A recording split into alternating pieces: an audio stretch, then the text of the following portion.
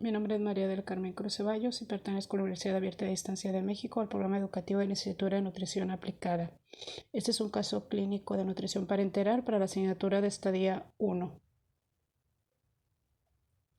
Paciente masculino de 25 años de edad que ingresa al servicio de urgencias con herida por arma punzocortante y herida de arma de fuego, llevado al servicio de urgencias por ambulancia particular, cuyos paramédicos refieren atender a las afueras de entidad bancaria sin encontrarse acompañado, con heridas de arma de fuego en tórax anterior, altura del esternón y diversas heridas por arma blanca.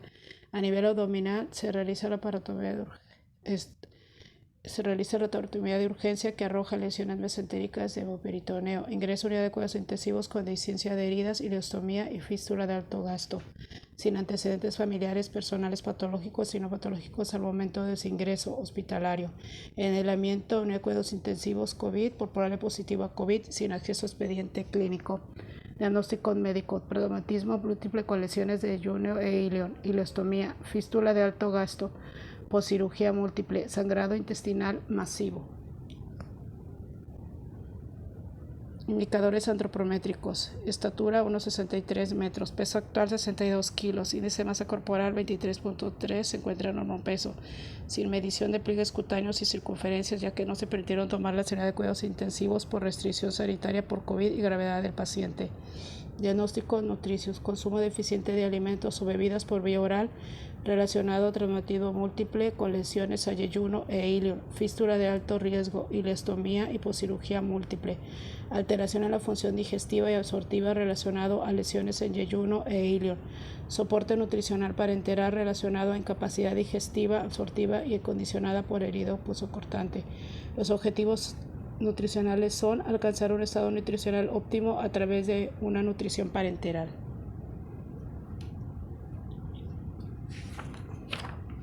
Resultados de exámenes de laboratorio.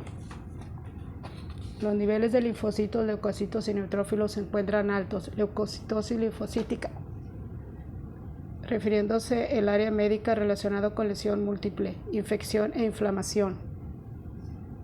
También presenta recuento bajo de eosinófilos y basófilos sin que el médico refiera tratamiento médico para el mismo.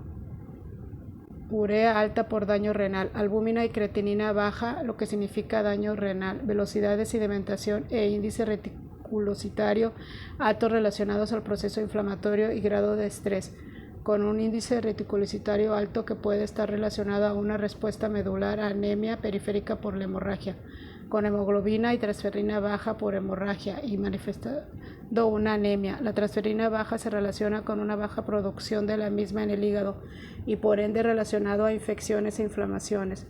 Cuando aparece con una hemoglobina baja se puede relacionar con anemia secundaria producida por enfermedad crónica, sin registro de la misma por el paciente, ya que no se encuentra consciente.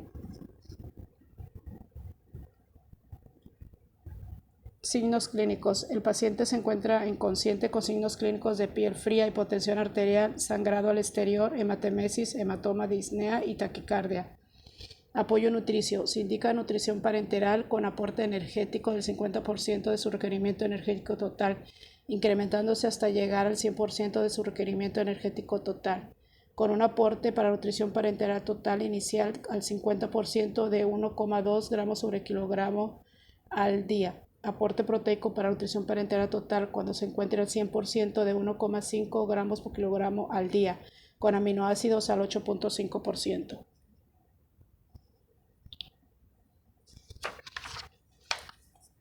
Cálculo del gasto energético basal. Se ha realizado el cálculo a través de la fórmula de Harris-Benedict con una fórmula adicional de Long, en donde se considera un factor de estrés de 1.4 y un factor de actividad por confinamiento a cama de 1.2, dando un total de 2.627 calorías. Un aporte proteico por cálculo de nutrición parenteral el 50%.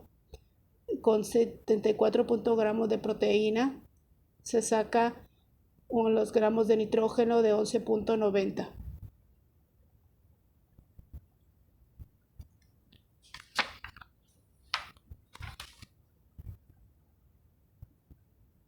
Distribución de hidratos de carbono y lípidos. En la nutrición parenteral el valor calórico va a distribuirse entre hidratos de carbono y lípidos y no se toman en cuenta las proteínas para el cálculo. De esta forma no son utilizadas como fuente energética, sino para reparación de tejidos y repleción proteica. En la nutrición parenteral, al iniciar con un 50%, la distribución de hidratos de carbono es de 70% y de lípidos de un 30%. Se dará un aporte al iniciar con el 50% de 1.2 gramos por kilogramo al día de proteína y aminoácidos al 8.5%. De esta forma quedan distribuidas los hidratos de carbono y los lípidos, quedando un total de 919.1 kilocalorías y 270 gramos de hidratos de carbono y de lípidos 393.9 kilocalorías y 44 gramos, con una relación kilocaloría nitrógeno de 110:1.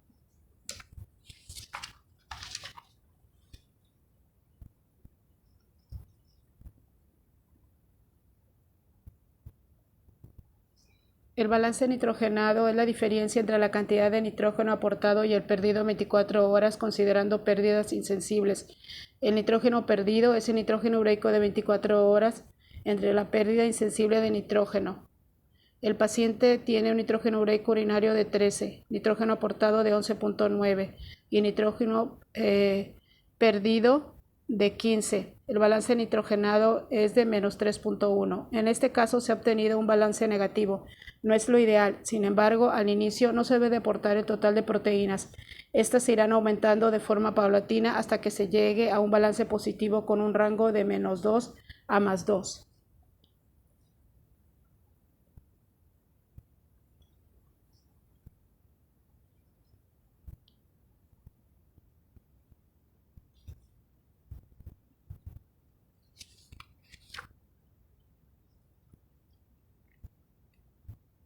Cálculo de mililitros para la mezcla. Hidratos de carbono en glucosa al 50%, 540 mililitros. Lípidos al 20%, 197 mililitros. Proteínas en aminoácidos al 8.5%, 875 mililitros. Si el paciente está edematizado, se eligen soluciones de mayor concentración que aporten un menor volumen de líquidos. Si está deshidratado, soluciones con menor concentración para poder aportar una cantidad mayor de líquidos. Cálculo de electrolitos. El peso actual del paciente es de 62 kilogramos.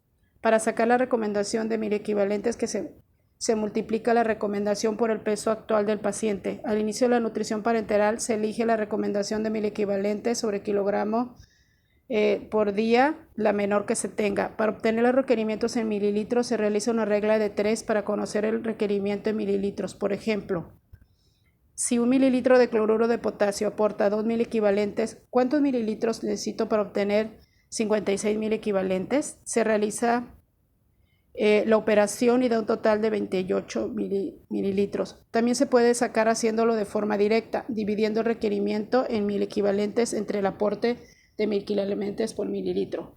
Volumen total y osmolaridad de la mezcla.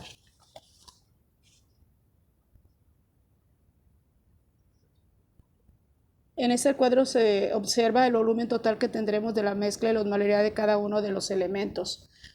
Del procedimiento anterior, el cálculo de electrolitos, la tabla se debe llenar con estos resultados y se agregan lo que obtuvimos anteriormente del conteo de líquidos en la mezcla de hidratos de carbono, de lípidos y de los aminoácidos, dando total de mililitros obtenidos de 1738.8 y con una osmolaridad de 1147.2. Líquidos en total de 1 a 1.5 kilocalorías de 1313 a 1969 mililitros por día. Los multivitamínicos vienen en presentaciones de 10 a 20 milímetros y los oligoelementos en presentaciones de 20 a 40 mililitros. Para calcular la osmolaridad se hace una regla de 3 de cada uno de los elementos. Por ejemplo, si en 1000 mililitros hay 250 miliosmols, ¿cuánto hay en 540 mililitros que se obtuvieron de glucosa al 50%? son 135 de molaridad. Ese es el cálculo al 50% de la nutrición parenteral. Ahora haremos el cálculo al 100% de la nutrición parenteral. El cuadro es el siguiente. Se siguen manteniendo los mismos porcentajes de hidratos de carbono y lípidos en cuanto a la distribución. Únicamente se hace con las kilocalorías totales y la distribución que se anexa en este cuadro, con un aporte proteico de 1.5 gramos de proteína, dando un total de 93 gramos de proteína y a su vez con 14.88 gramos de nitrógeno y una relación kilocaloría de nitrógeno de 176.1.